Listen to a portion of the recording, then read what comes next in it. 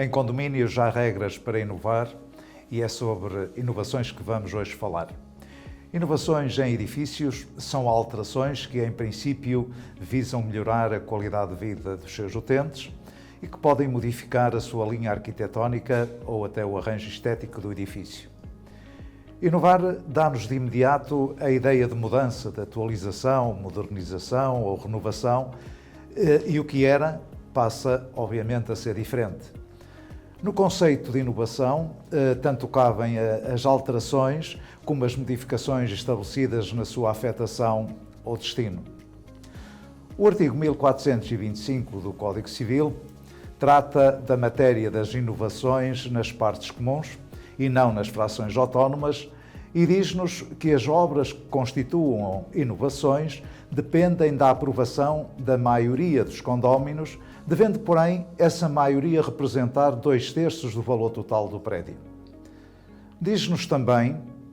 que, havendo pelo menos 8 frações autónomas, dependem da aprovação por maioria dos condóminos que representem a maioria do valor total do prédio as seguintes inovações: a colocação de ascensores ou a instalação de gás canalizado. Ou seja, nestes dois casos não é exigida a maioria qualificada de 2/3 que referi atrás, mas a maioria simples, que não é a da Assembleia, mas a do valor total do prédio. Acrescenta ainda aquela norma que, no caso de um dos membros do respectivo agregado familiar ser uma pessoa com mobilidade condicionada,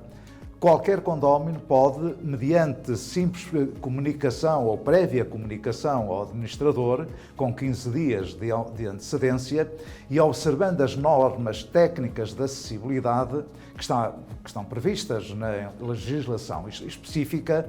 podem, dizia eu, colocar rampas de acesso e colocar plataformas elevatórias quando não existe ascensor com porta e cabina de dimensões que permitam a sua utilização por uma pessoa em cadeira de rodas.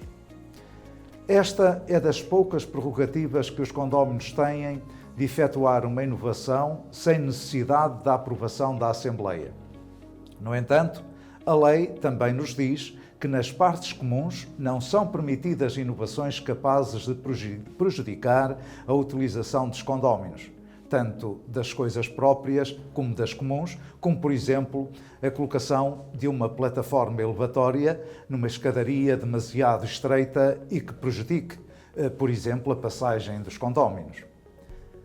As rampas e plataformas podem ser levantadas pelos condóminos que as tenham colocado,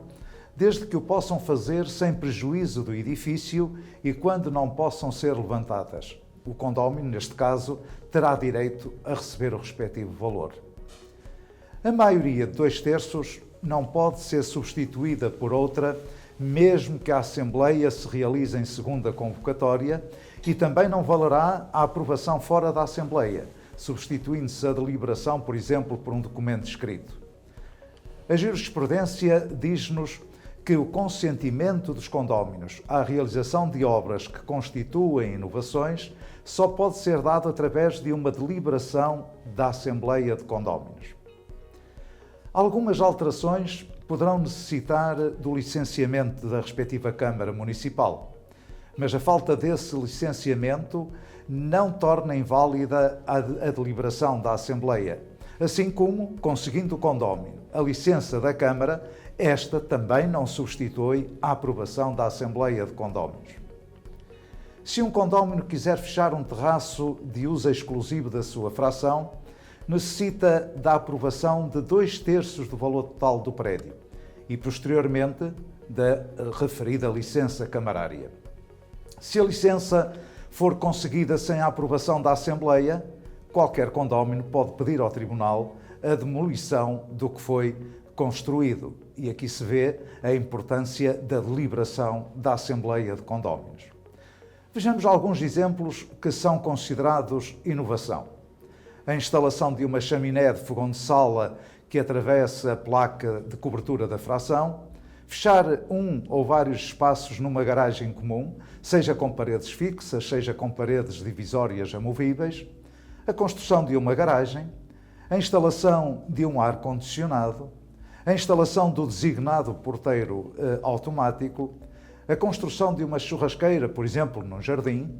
a instalação até de uma cozinha na sala de reuniões do condomínio, apesar de ser a sala de reuniões do condomínio,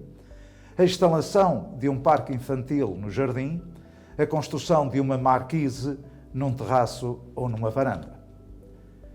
A colocação de painéis solares, apesar de ser uma inovação, está agora salvaguardado por uma lei própria, que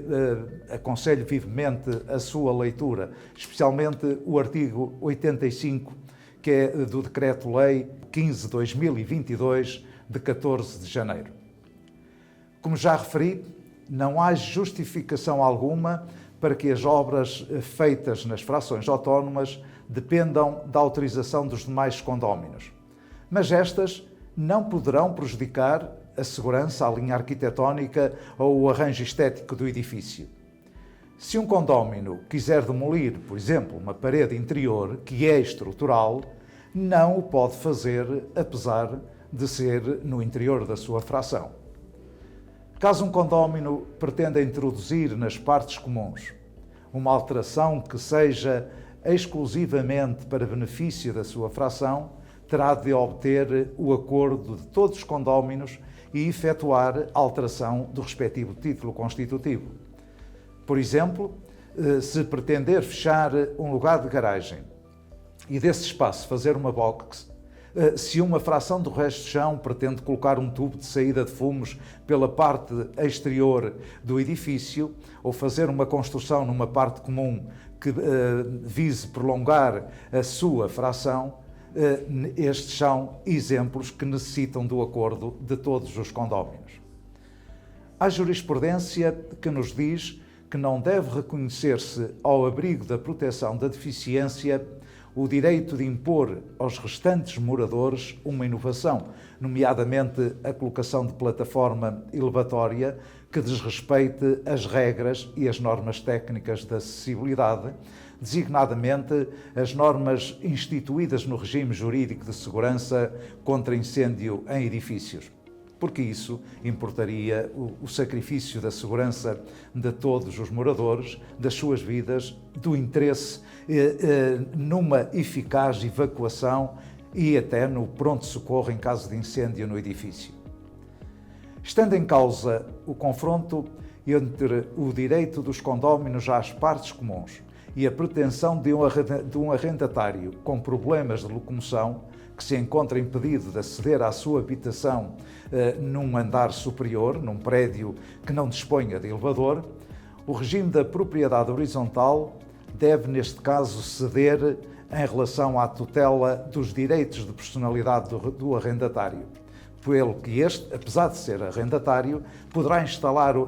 uma cadeira elevatória amovível para permitir a utilização da sua fração. No entanto, terá de suportar os custos e o funcionamento da respectiva estrutura, que pode ser retirada assim que se reverta ou que ela se revele desnecessária. Já referi a alteração de um lugar de aparcamento para garagem fechada,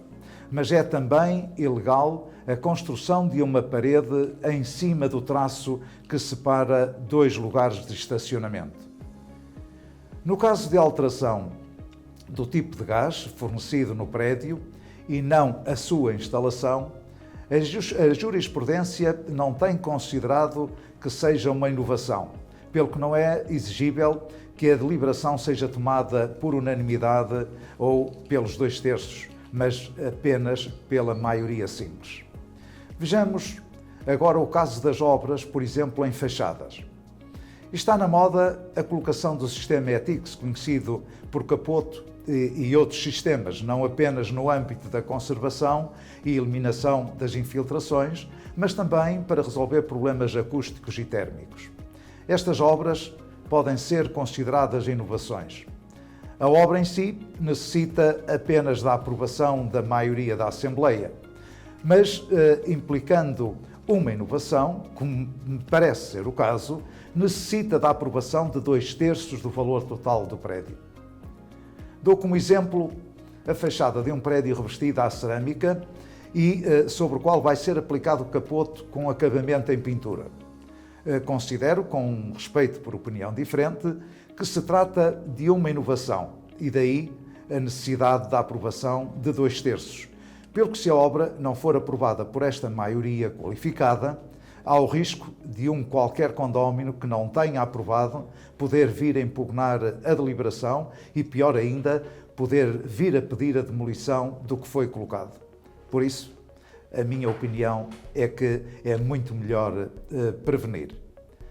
Falemos agora dos encargos com inovações.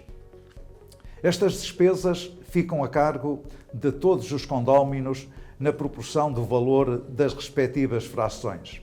Diz-nos a lei que os condóminos que não tenham aprovado a inovação são obrigados a concorrer para as respectivas despesas, salvo se a recusa for judicialmente havida como fundada,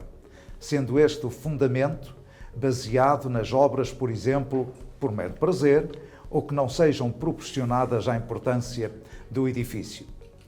Já nas despesas relativas às rampas de acesso e às plataformas elevatórias, quando colocadas nos termos que já se referiu, só participam os condóminos que tiverem procedido à sua colocação.